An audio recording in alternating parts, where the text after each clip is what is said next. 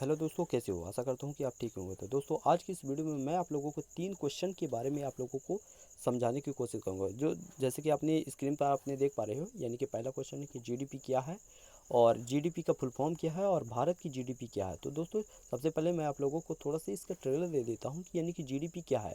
असल में जो जीडीपी असल में होती है, वो किसी भी कंट्री की उसकी अर्थव्यवस्था पर निर्भर होती है। ठीक है, जिसकी यानी कि जिस कंट्री की जीडीपी सबसे ज़्यादा स्ट्रांग होगी, जीडीपी सबसे ज़्यादा होगी, तो वो कंट्री सबसे ज़्यादा स्ट्रांग के रूप में होती है। ठीक है दोस्तों, तो सबसे पहले हमने देखेंगे कि जीडीपी का फुल फॉर्म क्या है, फिर इसके बाद जानेंगे कि जीडीपी क्या है। ठीक है दोस्तों,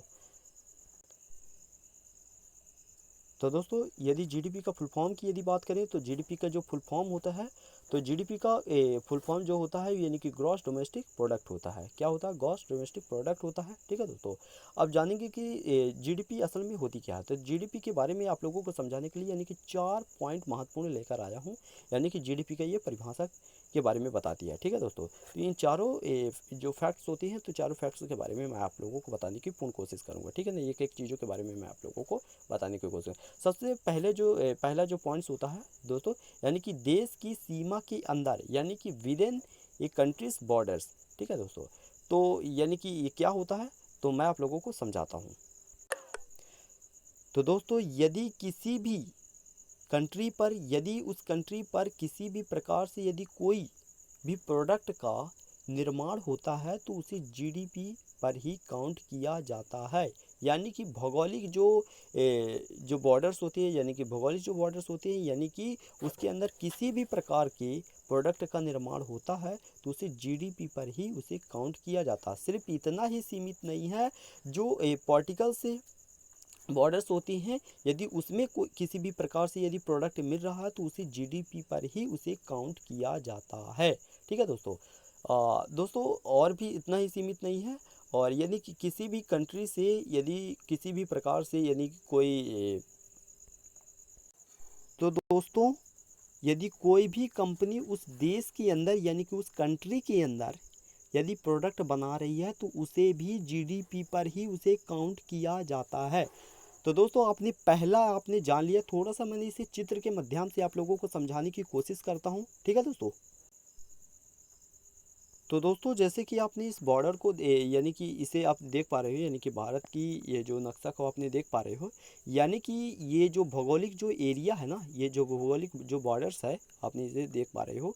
यानी कि इसके अंदर यानी कि किसी भी राज्य या स्टेट के अंदर यदि किसी भी प्रकार से यदि प्रोडक्ट का निर्माण होता है, तो उसी जीडीपी पर ही उसे काउंट तो किया ही जाता। साथ साथ इसे जो यानी कि पार्टिकल्स जो होती है, पार्टिकल्स बॉर्डर्स जो होती है, यानी कि इधर जो पार्टिकल्स जो बॉर्डर होती है, यानी इधर किसी भी प्रकार से, इधर जो किसी भी प्रकार से यानी कि समुद्री इलाके में, यानी कि किसी भी प्रकार से यदि कोई भी प्रोडक्ट का निर्माण किया जाता है, यानी कि कोई भी प्रोडक्ट का इधर से लिया जाता है, यानी कि जैसे कि मछलियाँ हो गई, ठीक है ना, फ्यूल्स हो गए, तेल वगैरह हो गए, यदि इधर से किसी भी प्रकार से लिया जाता है, तो उसे भी जीडीपी पर ही उसे काउंट किया जाता है। और साथ साथ भी यानी कि किसी भी देश से, यदि कि किसी भी देश से यदि कोई कंपनी आती है, यदि कोई दूसरे कंपनी पर यदि प्रोडक्ट बनाती है, जैसे कि भारत में आकर यदि कोई प्रोडक्ट बना रही है, तो उसे भी जीडीपी पर ही उसे काउंट किया जाता है।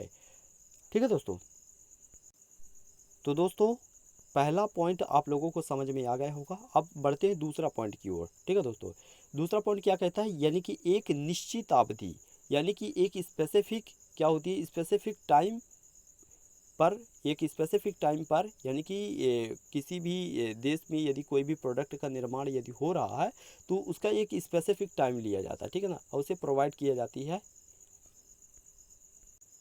जीडीपी को प्रोवाइड की जाती है। ठीक है दोस्तों, यानी कि एक उसका स्पेसिफिक टाइम होता है जो जीडीपी को उसे प्रोवाइड कराई जाती है। जैसे कि 2 महीने हो गए, 2 महीने से लेकर 6 महीने हो गए, साल भर हो गए, ठीक है ना, 5 साल हो गए, ठीक है ना, ऐसे उसे प्रोवाइड कराई जाती है। ठीक है दोस्तों, जो तीसरा जो पॉइंट होता है, यानी कि घरेलू उत्पादन और सेवाएं। ठीक है ना, तो इसे थोड़ा सा हमने चित्र के माध्यम से आप लोगों को समझाने की कोशिश कर रहे हैं। चलिए दोस्तों, चित्र की ओर चलते हैं।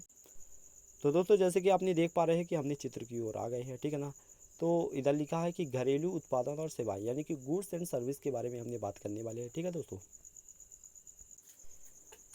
तो दोस्तों असल में जो गुड्स होता है, आपने देख पा रहे हो।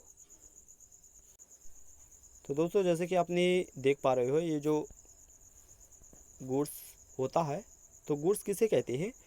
तो गुड्स उसे कहते हैं जब हम किसी भी प्रकार के, जब हम पैसे देते हैं उसके बदले में हम सामान लेते हैं। ठीक है दोस्तों, जब हम उसे पैसे देते हैं और उसके बदले में हमने क्या लेते हैं, सामान लेते हैं, तो हमने उसे क्या कहते हैं, यानी कि डायरेक्ट, यानी कि फिजिकल रूप में वो हमें सामान दे देता है। ठीक है ना, यानी कि प्रोवाइड करा देता है, जैसे कि आपने देख पा रहे हो, यानी कि खाने पीने की चीज़ हो गए। ठीक है ना, और ये कॉस्मेटिक का सामान हो गया, इलेक्ट्रॉनिक का सामान हो गया, यानी कि ये कपड़े वगैरह हो गए, यानी कि इनमें से किसी भी प्रकार से हमें सामान दे देती है। ठीक है ना, तो हमने उसे गुड्स के रूप में लेते हैं। ठीक है ना, और जो सर्विस होती है, यानी कि हमने पैसे देते हैं और उसे हमने सर्विस के रूप में लेते हैं, यानी कि किसी भी प्रकार के हमने कोई भी सामान को प्रोवाइड नहीं करता है, यानी कि डायरेक्ट रूप में हमें सामान नहीं देता है। जैसे कि आपने देख पा रहे हो, यानी कि जिम हो गया। ठीक है ना, और हमने जब यात्रा करते हैं तो हमने उसे क्या देते हैं, पैसे देते हैं सिर्फ सर्विस के लिए। ठीक है ना, और जैसे कि आपने जानते हो, जब आपने यानी कि मान लीजिएगा कि जब कोचिंग वगैरह करते हैं तो उसमें हमने टीचर को सिर्फ पैसे देते हैं, सिर्फ सर्विस के लिए देते हैं। ठीक है, और यदि हमने मोबाइल में रिचार्ज करवाते हैं तो सिर्फ हमें ये क्या करते हैं, सिर्फ पैसे देती हैं। ठीक है ना, उसे सर्विस के लिए। ठीक है दोस्तों, तो सर्विस और गुड्स के बारे में आशा करता हूँ कि आप लोगों को समझ में आ गया होगा। तो चलते हैं दोस्तों, लास्ट पॉइंट के बारे में चलते हैं। ठीक है ना, इधर क्या बोल रहा है कि अंतिम मूल्य, यानी कि टोटल मार्केट वैल्यू के बारे में समझने की कोशिश करते हैं चित्र के माध्यम से। ठीक है दोस्तों, तो दोस्तों जैसे कि आपने ये घर को देख पा रहे हो, तो ये जो घर का जो निर्माण होता है, बहुत सारे कंपोनेंट से मिलकर बना होता है। जैसे कि आपने सीमेंट, गिट्टी, रेता के बारे में आपने सुना ही होगा कि इससे बनता है, और ईंट जो है, ये जैसे कि आपने देख पा रहे हो, ये ईंट हो गए। ठीक है ना, और ये होगा सीमेंट। बहुत सारे इंग्रेडिएंट्स को मिलाकर एक घर का निर्माण होता है, यानी कि ये जो घर की जो वैल्यू होती है ना, यानी कि टोटल मार्केट वैल्यू होती है। ठीक है ना, इसकी क्या होती है, टोटल मार्केट वैल्यू हो जाती है। ठीक है ना, तो इस प्रकार से क्या होती है, यानी कि बहुत सारे कंपोनेंट्स को मिलाकर एक उसकी टोटल वैल्यू निकलती है। ठीक उसी प्रकार से जीडीपी पर ही काउंट होता है। ठीक है दोस्तों, तो दोस्तों ये जो आपने चारों पॉइंट आपने देख पा रहे हो, तो मैंने आप लोगों को एग्जाम्पल के तौर पर मैं आप लोगों को समझाने की कोशिश किया हूँ। ठीक है दोस्तों, तो दोस्तों चलते हैं कि भारत की जीडीपी के बारे में बात कर लेते हैं थोड़ा सा।